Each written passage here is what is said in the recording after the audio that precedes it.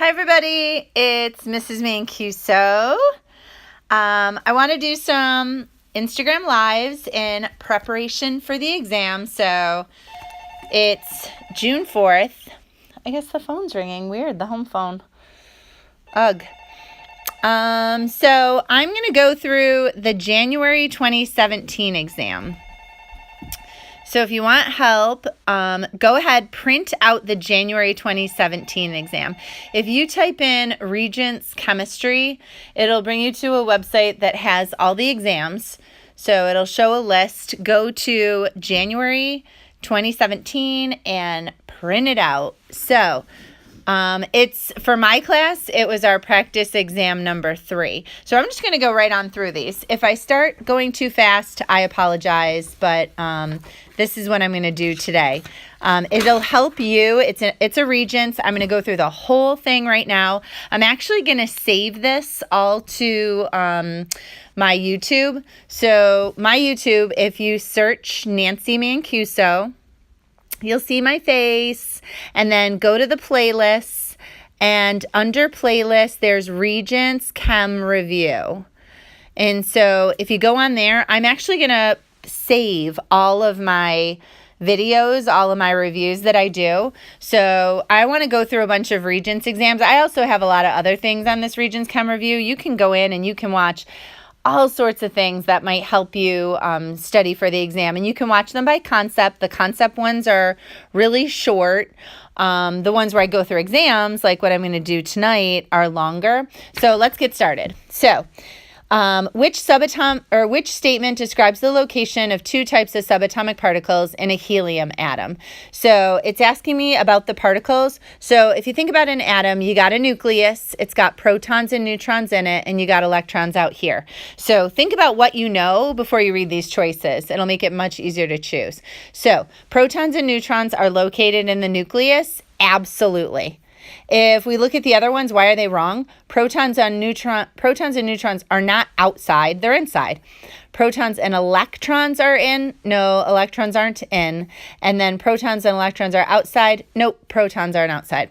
All right, an atom that contains 6 protons, 6 neutrons, and 6 electrons has a mass. So mass is equal to the nucleus. The P's plus the N's equals the nucleus. So if I've got 6 protons and 6 neutrons, I have a mass of 12. So I right away cross these out. So what is it? 12 U's or 12 G's? Well, one atom is certainly not going to weigh 12 grams. But then if you go over here to your reference table, you can see what a U is. So a U is an atomic mass unit. Sorry, you can't really see that. Atomic mass unit. So I definitely want to pick the U. All right, which term identifies the most probable location of an electron in the wave mechanical model? So the electrons are out here, so that's an orbital. Which element has atoms in the ground state with the greatest number of valence? So I got to go to my reference table and look up how many valence each of these has. So tin is SN. It has 4. Sulfur has 6. Arsenic has 5. And fluorine has 7. So fluorine wins. All right, which group on the periodic table has 2 elements that are gases? All right, I know everybody is a gas in group 18. These are my noble gases. So if I go just 1 over, these first 2 are gases. And I know as I move this way, they're all solids because these are all metals. So 2 of them, I just want to go right here. Right away, you can cross off group 1 and group 2 because they're metals. All right, which list of elements contains a metal, a metalloid, and a nonmetal? That means I want 1 on the left, 1 on the right, and 1 on the stairs. All right, so first choice, I've got AG. AG is definitely a metal. SI, definitely a metalloid. It's got 2 sides touching the stairs. And I, that's a nonmetal. So that's my answer. If I go through these other choices, GE and AS are both metalloids. Neither one's a metal, so I cross that one off. This one, K and Cu, potassium and copper, those are both metals. SCl and AR, that's 3 nonmetals, so that's not going to work. All right, what is the charge of the nucleus of a copper atom? So the tricky thing about this question is they only want the nucleus. I've got protons and neutrons in the nucleus. Neutrons don't have a charge, so all this is asking me is how many protons are there. So I go to copper. Copper is element 29. Protons are positive, so plus 29 would be my answer. All right, next one. At STP, oxygen O2 and O3 have different properties because O3 has. So they're both oxygen, but the thing is they have different structures, and different structures lead to different properties. So that's my answer. A compound is a substance composed of two or more elements that are. So if I have a compound, think of something like H2O. They're not physically mixed. It's not a mixture. But what is it? So it is chemically combined, and it's not variable because that would be that doesn't work either. So it's got to be a fixed proportion. Like, for example, H2O. It's always H2O. It's not H3O. It's not HO2. It's not H4O. It's always in the same proportion. All right, which element has the highest boiling point at standard pressure? So I've got to look up the boiling point of each one of these. So I grab my reference table. Table S, after the periodic table, I'm going to look up each one and I'm going to write it down. So magnesium has a boiling point of 1363. Sodium is less. It's 1156, so I cross it right off.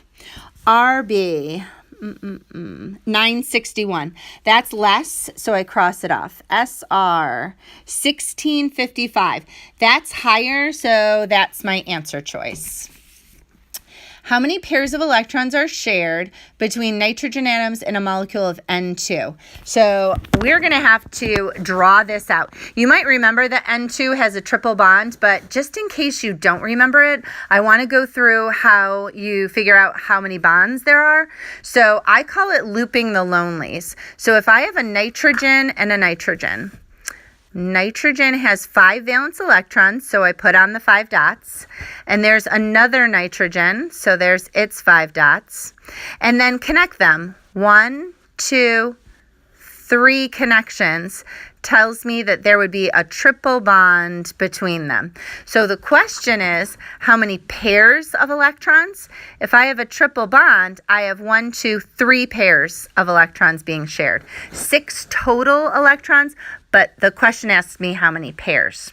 All right, a molecule must be nonpolar if. So it's not asking me about the bond, it's asking me about the molecule. And if it's nonpolar, that means there's no pulling. So if there's no pulling, I am looking for symmetrical and even.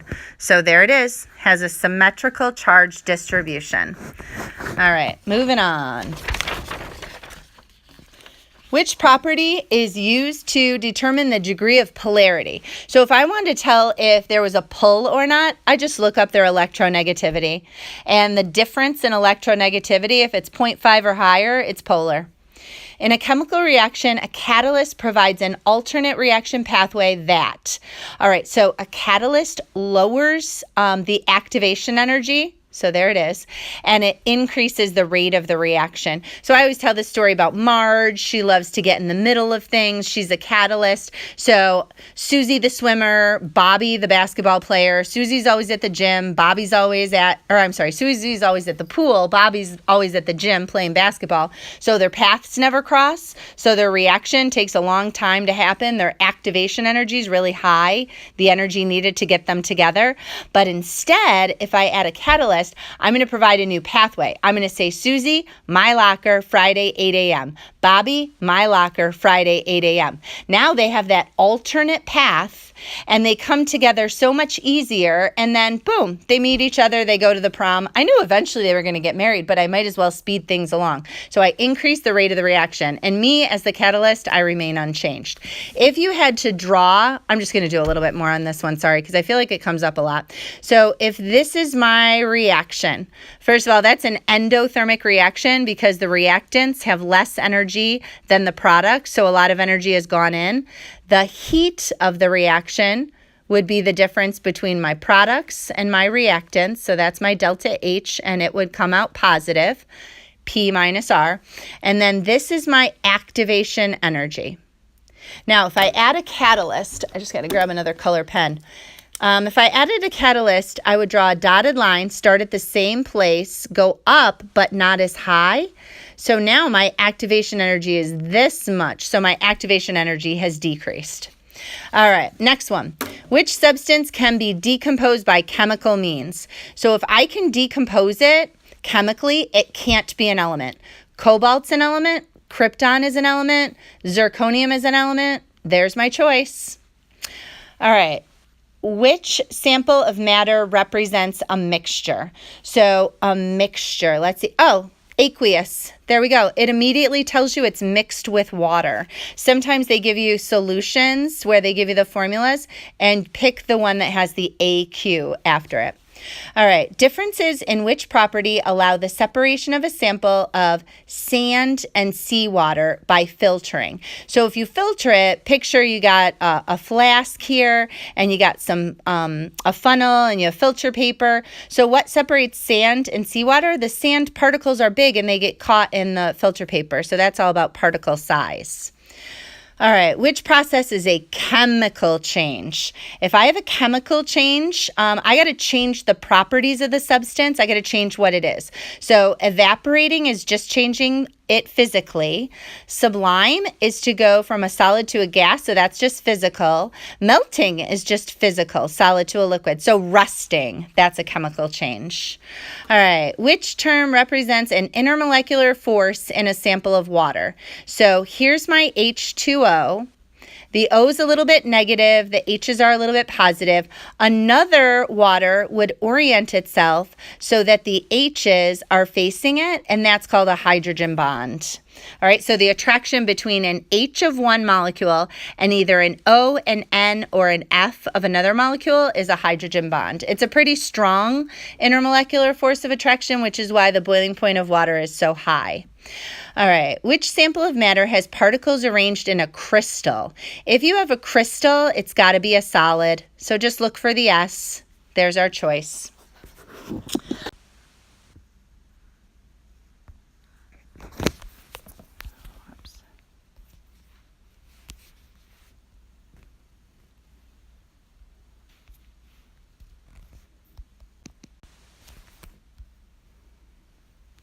Okay, sorry. It paused for a second. All right, which formula represents an alkane? So if I have an alkane, what happens is I go over here to my reference table, table Q. All right, here's my alkanes, alkenes, alkynes. So my alkanes are CnH doublet plus 2. So that is not doublet plus 2. That is not doublet plus 2. This one is. All right, which term is a chemical reaction? Combustion. Combustion means to burn, so that's chemically changing. Deposition is when you go from a gas to a solid, so that's just physical. Sublimation is when you go from a solid to a gas, so that's just physical. And vaporization is going from a liquid to a gas, so that's just physical. All right, which type of reaction includes esterification and polymerization?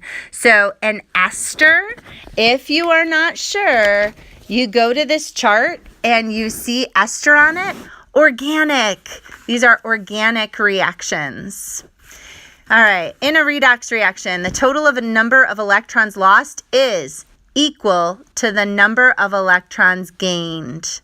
So always think about your answer before you read those choices. So less than, greater than, equal to the number of electrons gained. There it is.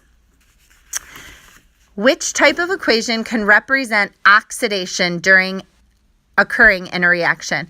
So oxidation is losing, oxidation number goes up. It's never double replacement because the charges don't change. Half reaction. There we go. We can write oxidation half reactions like Zn becomes Zn plus 2 electrons. That's an oxidation half reaction. All right, the electrical conductivity of an aqueous solution depends on the concentration of which particles. So if I'm talking about conducting electricity, I've got to have mobile charged particles. So molecules aren't mobile charged and atoms aren't mobile charged. Electrons are and ions are. So now deciding between the two of them, I have an aqueous solution. Aqueous solution is all about the ions. Electrons would be all about a metal, but I'm not conducting it as a solid. I'm conducting it as an aqueous mixture. So I want the ions. The ions move around in an aqueous solution. All right, an electrolytic cell differs from a voltaic cell. All right, electrolytic, right away I'm writing battery on here, and I'm writing spontaneous on voltaic. This one makes electricity, this one uses electricity. So, an electrolytic cell generates its own energy. No. This one generates its own energy. No. Requires an outside energy source. Yes. For spontaneous, no. Here we go. Requires an outside energy source for non-spontaneous chemical reaction to occur. All right. A sample of which radioisotope emits particles having the greatest mass? Okay.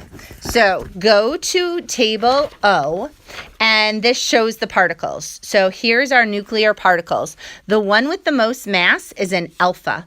So I'm looking for something that does alpha decay. Now I go over here to table N, and I got to find it. So 137 CS does beta. 53 Fe. Where is it?